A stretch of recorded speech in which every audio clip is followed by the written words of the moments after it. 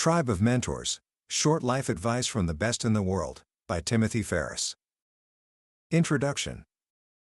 Imagine for a moment that you've reached a major milestone. You've just turned 40 years old. On the surface, everything looks perfect. You're successful. Your first book, which publishers rejected 27 times, has become a global phenomenon, celebrating its 10th anniversary. You've built a life that others dream of. But underneath it all, a quiet anxiety begins to simmer. Within a matter of weeks, several of your close friends pass away. You find yourself standing on a stage, confessing to a crowd of strangers how you almost ended your own life in college. And as you stand at this crossroads, you realize something terrifying. You have no plan for the rest of your life. The goals you've been chasing, the mountains you've been climbing, were they ever really your own? Or were they just what you thought you should want? This isn't a hypothetical story. This was the very real crisis that Timothy Ferriss found himself in back in 2017. He was successful, yes, but he was also lost. His mind was flooded with overwhelming questions. How can I be kinder to myself? How can I say no to the noise and yes to the things that truly matter? How do I reassess everything? My priorities? My purpose? My place in the world? Most of us, when faced with such a storm of uncertainty, would feel paralyzed. We'd try to wrestle with these questions alone, in the dark. But Ferriss did something different. He asked himself one simple, deceptively powerful question, a question that would change everything. What would this look like if it were easy? And in that moment of clarity, an idea was born. What if he didn't have to find the answers himself? What if he could assemble his own personal board of directors, a tribe of mentors, and ask them the very questions that were haunting him? What followed was a quest. He sent a list of 11 profound questions to more than 100 of the world's most brilliant and accomplished people. Not just business titans, but legendary artists, elite athletes, scientists, and special operations commanders. People like actor Terry Crews, activist Ayaan Hirsi Ali, music producer Rick Rubin, and skateboarding icon Tony Hawk. He asked for their secrets, their favorite failures, their daily habits, and the hard-won wisdom they live by. The result is this book, Tribe of Mentors. And what I promise you is that by the end of our time together today, you will hold in your mind a set of tools and philosophies that can help you navigate any challenge, answer any question, and design a life of your own making. This isn't just a collection of advice, it's a playbook for a richer, more intentional life, crafted by those who have reached the very top of their fields. So let's begin. Book summary. The journey of Tribe of Mentors begins not with an answer, but with a profound respect for the power of questions. Tim Ferriss understood something that many of us forget. The quality of your life is often a direct reflection of the quality of the questions you ask yourself. As he puts it, life punishes the vague wish and rewards the specific ask. If you ask vague questions, you get vague answers and live a life of confusion. But if you ask uncommonly clear questions, you get uncommonly clear results. This book is built on the foundation of 11 such questions, each one carefully crafted to unlock a different door to wisdom. He didn't just throw random questions at a wall. He spent weeks testing them, refining them, even obsessing over the order in which they were presented. He knew that good questions in the wrong order get bad responses. He started with lighter, more concrete questions to warm people up before moving to the heavier, more philosophical ones. So, what were these master keys? Let's walk through a few of them, because understanding the questions is the first step to understanding the answers. The first was simple. What is the book you've given most as a gift, and why? A brilliant question. Asking for a favorite book is paralyzing. But asking for the most gifted book reveals something that has proven useful not just for the mentor, but for others. It's a recommendation that has been field-tested. The second was wonderfully practical. What purchase of $100 or less has most positively impacted your life in recent memory? This is a beautiful question because it's not about grand, expensive solutions. It's about the small, accessible tools that can create immediate improvements in our daily lives. Then he moved to the heart of the matter. Questions like, how has a failure, or apparent failure, set you up for later success? Do you have a favorite failure? This is where the gold is buried. Because every single successful person in this book has a story of a crushing failure that became the foundation for their greatest success. And one of my personal favorites, if you could have a gigantic billboard anywhere with anything on it, what would it say? This question cuts through the noise and asks for a person's core, distilled message to the world. Their ultimate life philosophy, in a handful of words. The rest of the questions explore everything from unusual habits and worthwhile investments to handling overwhelm and the best ways to say no. Together, they form a complete operating system for a well-lived life. Now, what's truly magical about this book is not just the individual answers, but the patterns that emerge when you see them all together. You start to see the shared DNA of greatness. So let's dive into some of those powerful, recurring themes. Theme 1. The Gift of Failure. One of the most profound lessons in Tribe of Mentors is a complete reframing of failure. For nearly every mentor in this book, failure wasn't just a stepping stone to success, it was the entire staircase. Take Susan Cain, the celebrated author of Quiet. For years, she was a corporate lawyer on Wall Street, well on her way to making partner. By all external measures, she was succeeding.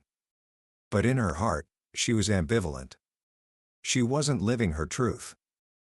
One day, the senior partner of her firm came into her office and told her she wouldn't be making partner on schedule. In that moment, she burst into tears. It felt like the end of the world. She took a leave of absence that very afternoon, with no idea what she would do next. But then, something cinematic happened. As she was bicycling around Central Park, lost and heartbroken, she remembered something she had long forgotten. She had always wanted to be a writer. That very evening, she started writing. The next day, she signed up for a writing class. And the moment she stepped into that classroom, she knew she was finally home. She says, if I had succeeded at making partner, right on schedule, I might still be miserably negotiating corporate transactions 16 hours a day. That devastating failure was the single greatest gift of her career. It freed her to become who she was always meant to be. This pattern appears again and again. The author Samin Nosrat, whose book Salt, Fat, Acid, Heat became a massive bestseller, talks about bungling 2 opportunities to co-write cookbooks early in her career. The mistakes haunted her. But she persisted, and 17 years later, she wrote the book she had always dreamed of. Or think about Terry Crews, the actor and former NFL player. He tells an incredible story from his senior year of high school. His basketball team was in the district final, expected to win easily. With only 5 seconds left, they were down by 2 points. Terry stole the ball and desperately dribbled the length of the court for the winning shot. He missed. He collapsed on the floor, thinking his life was over. The next day at school, he was ridiculed. His coach publicly blamed him. A dark cloud of failure hung over him. But a few days later, sitting alone in his room, a new thought pierced through the sadness. I took the shot. In that moment, everything changed. He realized that when the game was on the line, he didn't leave his future in someone else's hands. He took his shot. He says, I knew from then on that I could have the courage to fail on my own terms. That failure gave him the courage that has defined his entire career. What all these stories teach us is that failure is not the opposite of success. It is a fundamental part of the process. It's the universe's way of course correcting you, of pushing you toward your true path.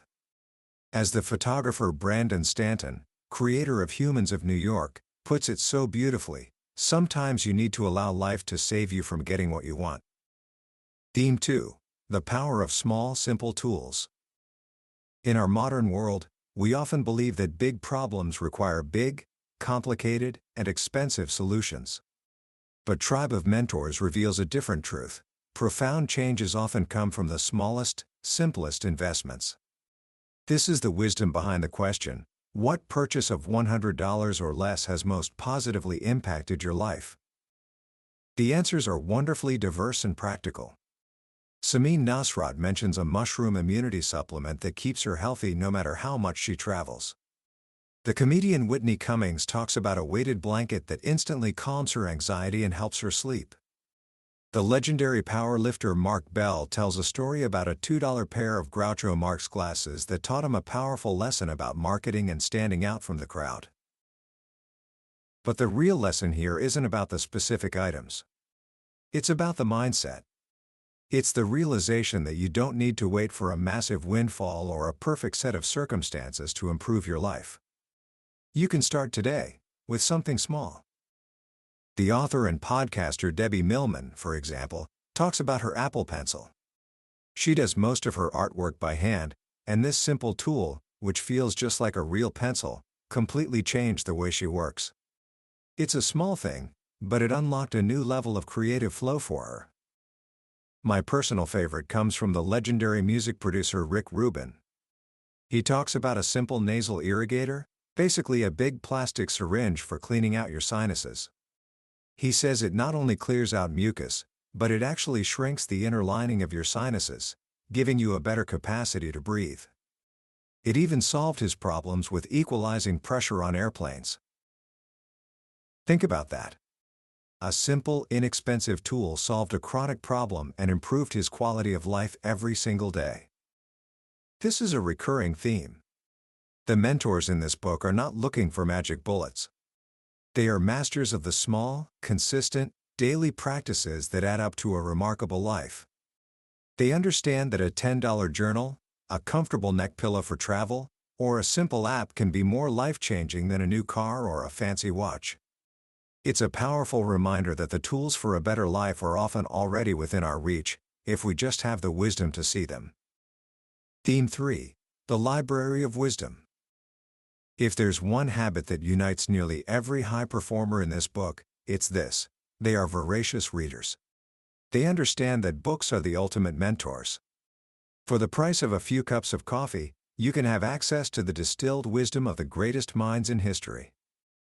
When asked which books they've gifted the most, a few titles appear over and over again, like echoes in a canyon. The most frequently mentioned book is Man's Search for Meaning by Viktor Frankl. It's a short, powerful book written by a psychiatrist who survived the Nazi concentration camps. Frankl argues that we cannot avoid suffering, but we can choose how to cope with it, and that the primary drive in life is not pleasure, but the discovery and pursuit of what we personally find meaningful. People like Terry Crews, Tony Robbins, and Jimmy Fallon all mention this book as a profound influence. As the legendary performance psychologist Jim Lohr says, Frankl's ability to feel compassion even for the cruel prison guards, as he himself inched closer to death, is a lesson in the boundless capacity of the human spirit. It's a book that provides a powerful anchor in the storms of life. Another book that comes up repeatedly is The Rational Optimist by Matt Ridley. This book makes a powerful, data-driven case that the modern world, for all its problems, is a far better place than it has ever been in human history. It's an antidote to the relentless negativity of the news cycle. As the philanthropist John Arnold explains, optimism is a circular trait. The more optimistic society is about the future, the better the future becomes. This book serves as a powerful reminder of how far we've come and how much potential we have. And then there are the more eclectic choices that offer a glimpse into the unique minds of these mentors. The screenwriter Brian Koppelman, creator of the show Billions, gifts Haruki Murakami's What I Talk About When I Talk About Running. He says it's the single best distillation of the focus and commitment it takes to be a great artist. The chess prodigy and learning expert Josh Waitzkin recommends the Tao Te Ching, a classic of ancient Chinese philosophy. He says it inspired his study of softness and receptivity as a counterpoint to my mad passions. It taught him the power of yielding, of empty space, a lesson that won him a world championship in martial arts. What this teaches us is that the right book, at the right time, can change the entire trajectory of a life. The mentors in this book don't just read for entertainment, they read for transformation. They are building a latticework of mental models, borrowing the best ideas from every field, and using them to navigate the complexities of life. They are, in essence, building their own tribe of mentors, one book at a time. Theme 4. The Gentle Art of Saying No. Here is a simple, uncomfortable truth. If you are not good at saying no, you will never have the time or energy to say yes to the things that truly matter. Every single person in this book, without exception, has had to master the art of the polite but firm no. As the investor Naval Ravikant says, I say no to nearly everything. He has no time for short-term things, dinners with people he won't see again, tedious ceremonies to please tedious people. He aspires to only work with people he can work with forever. This isn't about being rude or selfish. It's about being radically protective of your most precious, non-renewable resource, your time. Debbie Millman has a brilliant way of framing this. Her billboard message to the world would be, busy is a decision. She argues that when we say we are too busy, what we are really saying is it's not important enough. We do the things we want to do, period. If you want to do something, you make the time. If you don't, you say you're busy. It's a powerful reframe that forces you to take ownership of your schedule. But how do you actually do it? How do you say no without feeling guilty or damaging relationships? Dustin Moskovitz, the co-founder of Facebook and Asana, offers a tactical insight. He says, the first no is by far the easiest and cleanest. It's tempting to equivocate, to say maybe, or to agree to a smaller version of a request. But as soon as you open that door, you've almost guaranteed that you'll have to say no again in the future. You've established yourself as someone who is interested. A clean, quick no at the beginning saves everyone time and discomfort.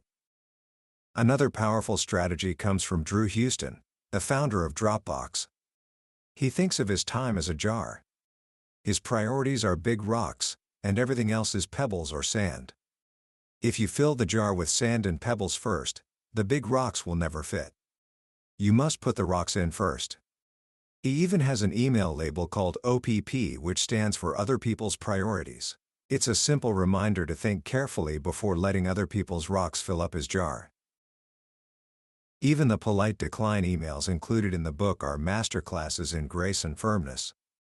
The illustrator Wendy McNaughton, declining to be in this very book, explained that she was in a period of creative rest and needed to protect that space. She wrote, as capital S stupid as it is for me professionally not to do it, I'm going to have to say thank you, but I gotta pass. It's honest, respectful, and unshakable. The ultimate lesson is that saying no is a muscle. It feels uncomfortable at first, but the more you practice it, the stronger you get, and the more freedom you create for the things you were put on this earth to do. Theme 5. The Compass for Chaos. What do you do when you feel overwhelmed, unfocused, or lost? In a world of constant distraction and endless demands, this is perhaps the most critical question of all. The mentors in Tribe of Mentors don't have a single answer, but they have a stunning array of strategies for finding their way back to center. For many, the answer is physical. The comedian Aisha Tyler stops everything and takes a long walk, alone. She finds that the solitude and movement allow solutions to bubble to the top of her mind. The country music star Tim McGraw goes to his gym. He says the physical activity clears his mind and allows him to refocus on what he needs to do next. Josh Waitzkin, the master of learning, says, I change my physiology. He might go surf, do an intense kettlebell workout, or take an ice plunge. He knows a simple truth. It's remarkable how the mind follows the body. For others, the solution is more mental. When Matthew Frazier, the fittest man on earth, feels overwhelmed, he makes lists. He finds that getting his swirling thoughts down on paper brings organization to the chaos and turns big, daunting problems into small, actionable steps. He even did this after a devastating loss at the CrossFit Games, making a list of every weakness and then working backward to create a plan to fix each one. Mike Maples Jr., a legendary venture capitalist, uses a powerful technique called the 5 whys. When a problem arises, instead of jumping to conclusions or assigning blame, He asks why 5 times to get to the root cause. For example, why did we miss our sales target? Because we made fewer sales calls. Why? Because we had fewer leads. Why? Because we were short-staffed. Why? Because we didn't plan for vacations. This simple process turns off the emotional, finger-pointing part of the brain and engages the rational, problem-solving part. As he says, ego is about who's right. Truth is about what's right. But perhaps the most profound strategy comes from the comedian and entrepreneur Gary Vaynerchuk. When he feels overwhelmed, he does something startling. He says, "I pretend that my family has died in a horrific accident." He goes to a very dark place and truly feels that pain. And then, he realizes that whatever problem he's facing, losing a client, missing an opportunity, it's not even in the same universe as that kind of loss. In an instant, he becomes grateful. This is the ultimate perspective shift. It's a reminder that most of our overwhelm is a luxury. Most of our problems are not true problems. Finding a way to reconnect with what is truly important is the fastest path back to clarity and focus. Whether it's through a walk in nature, a written list, a hard workout, or a moment of profound gratitude, these mentors teach us that we all have a compass for the chaos. We just have to remember to use it. Theme 6. Your message to the world. If you had one message to share with millions of people, what would it be? The billboard question is a powerful tool for distillation. It forces you to find the one principle, the one truth, that sits at the very center of your life. The answers in Tribe of Mentors are a beautiful tapestry of human values. Bozoma St. John, a top executive at Uber and Apple, would put up the famous quote, "Be the change you want to see in the world." She says, "We spend far too much time complaining about the way things are, and forget that we have the power to change anything and everything." It's a call to action, a reminder of our own agency. Naval Ravikant's billboard would be a warning. Desire is a contract that you make with yourself to be unhappy until you get what you want. It's a profound insight into the nature of human suffering. He's not saying we shouldn't have desires, but that we should pick our big ones carefully and let go of the small ones that keep us in a constant state of dissatisfaction. The legendary wrestling coach Dan Gable's message is simple and powerful. The best defense is a good offense. It's a philosophy of proactivity, of taking control of your destiny rather than waiting for life to happen to you. And then there's the beautiful, simple message from the poker champion Live Bori: the actual consequences of your actions matter far more than your actions themselves. This is a call for consequentialist thinking. It asks us to look beyond our intentions and ideologies and focus on the real-world impact of what we do. It's about results, not just righteousness. What's so powerful about these billboard messages is that they are not just clever quotes. They are the operating principles that these incredible people live by every single day. They are the North Stars that guide their decisions, their actions, and their lives. And they invite us to ask the same question of ourselves. If you had a billboard, what would it say? What is the one truth you would share with the world? The process of answering that question is a journey of discovery in itself. This book is a treasure chest. It's filled with hundreds of gems like these, each one a tool for building a better, more intentional life. It's a reminder that the people we look up to are not superheroes. They are flawed, imperfect human beings who have learned to master themselves. They've turned their weaknesses into strengths, their failures into fuel, and their questions into a way of life. And in sharing their journeys, they give us a map. A map not to become them, but to become the best possible version of ourselves. Commentary. As we come to the end of our journey through Tribe of Mentors, I want to leave you with a final thought. This book is not meant to be a passive experience. It is a call to action. It's an invitation to become an active participant in the design of your own life. The most powerful meta lesson here is that you don't have to figure it all out on your own. The path has been walked before. The challenges you face, the questions that keep you up at night, someone, somewhere, has faced them and found a way through. Your job is not to reinvent the wheel, but to find the best wheels that have already been invented and adapt them to your own vehicle. Tim Ferriss describes it beautifully in his closing thoughts. He tells the story of learning to play tennis as an adult. He was in tremendous pain, his elbow was shot, and he was hitting every ball into the net. He was ready to quit. His coach then gave him a simple instruction: stop focusing on the target, on where you want the ball to go. Instead, focus only on what is directly in front of you, the point of impact, the split second where the ball meets the racket. The moment he did that, everything changed. The pain lessened. The balls started going where he wanted them to go, without him even thinking about it. The game took care of itself. This is a powerful metaphor for life. We often get overwhelmed by our big, 10-year goals, our grand visions of success. We fixate on the target, and in doing so, we lose our connection to the present moment, to the single step that is right in front of us. The wisdom of Tribe of Mentors is the wisdom of the point of impact. It teaches us to focus on the small, manageable actions we can take today. Design a great day. Have one uncomfortable conversation. Read one chapter of a challenging book. Say no to one thing that drains your energy. Ask one better question. As the author Soman Chainani says, make sure you have something every day you're looking forward to. It'll keep your soul hungry to create more of these moments. The secret to a great life is not a single, grand revelation. It is the accumulation of thousands of small, conscious choices, repeated day after day. It is the habit of asking, what would this look like if it were easy? It is the courage to embrace failure not as an endpoint, but as a redirection. And it is the wisdom to know that, as Tim Ferriss concludes, the secret to winning any game lies in not trying too hard. So, as you move forward from here, I encourage you to pick one idea, one habit, one question from our conversation today and apply it to your own life. Don't try to do everything at once. Just focus on your own point of impact. Find your one small step. And take it. Because that is how a masterpiece of a life is built. That was a summary of Tribe of Mentors by Timothy Ferriss.